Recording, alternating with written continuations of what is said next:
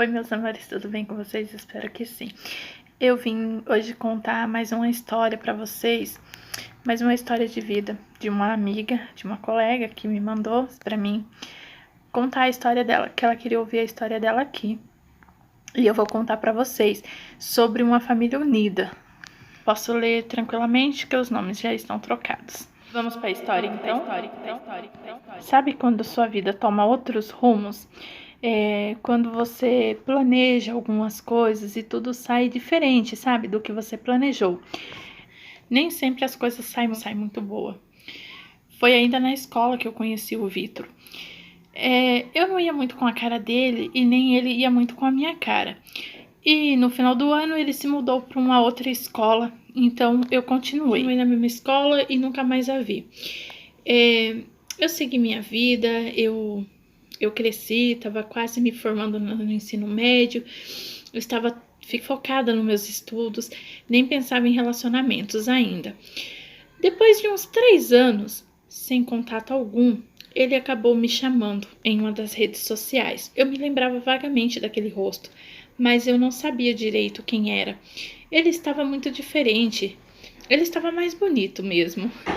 E aí a gente passou a conversar todos os dias, praticamente.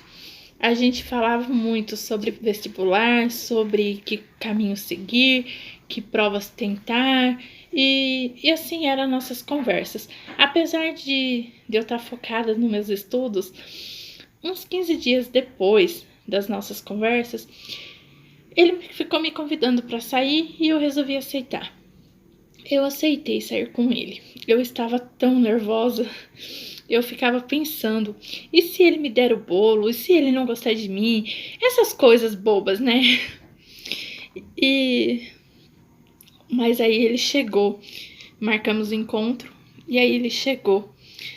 Quando a gente se viu, aconteceu uma coisa diferente, sabe? Tanto que naquele dia ele já me levou para conhecer os pais deles mais tarde. E a partir daí foi tudo tão muito rápido, sabe? E alguns dias depois ele me pediu em namoro. Sim, com aliança e tudo.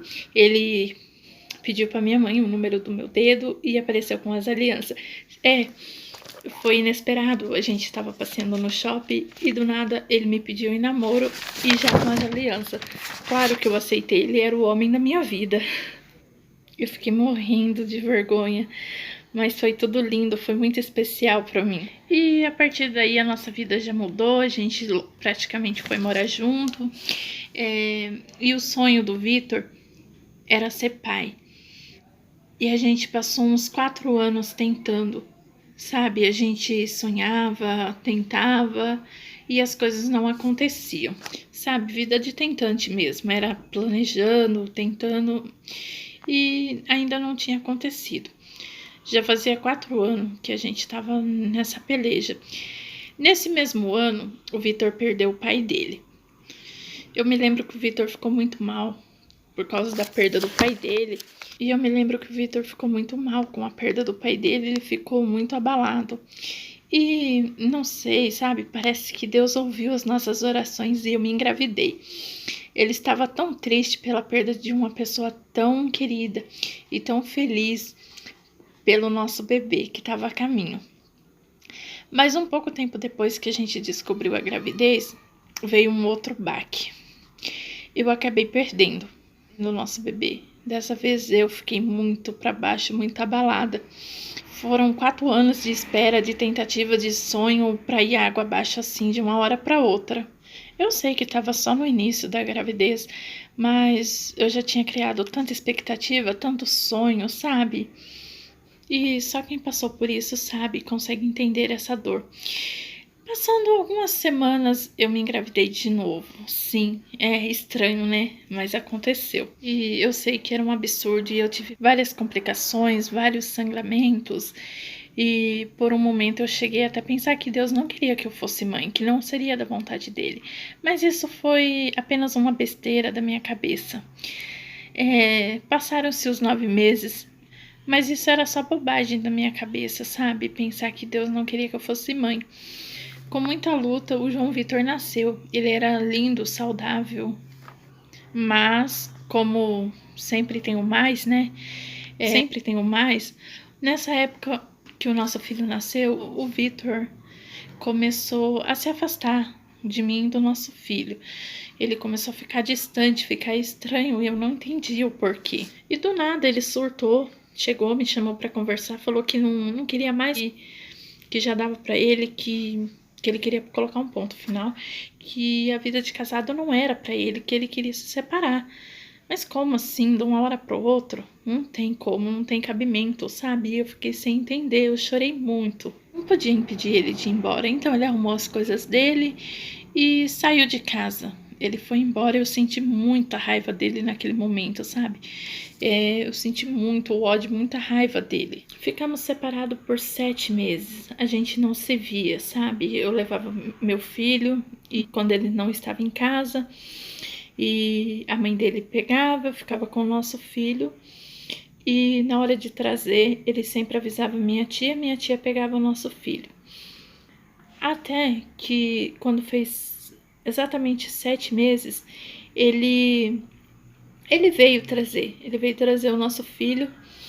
E quando a gente se olhou, sabe, parece que aconteceu alguma coisa diferente, sabe? Naquele olhar foi algo muito forte, foi algo, sabe, não tem como explicar, sabe? A gente sentiu ali a força de um amor que não tinha terminado. E a partir desse dia, a gente começou a conversar e a gente foi conversando cada vez mais, até que ele me pediu perdão, dizia que estava arrependido, que ele queria voltar, que ele estava mais maduro, que ele tinha pensado direito, ele realmente tinha visto o que ele queria.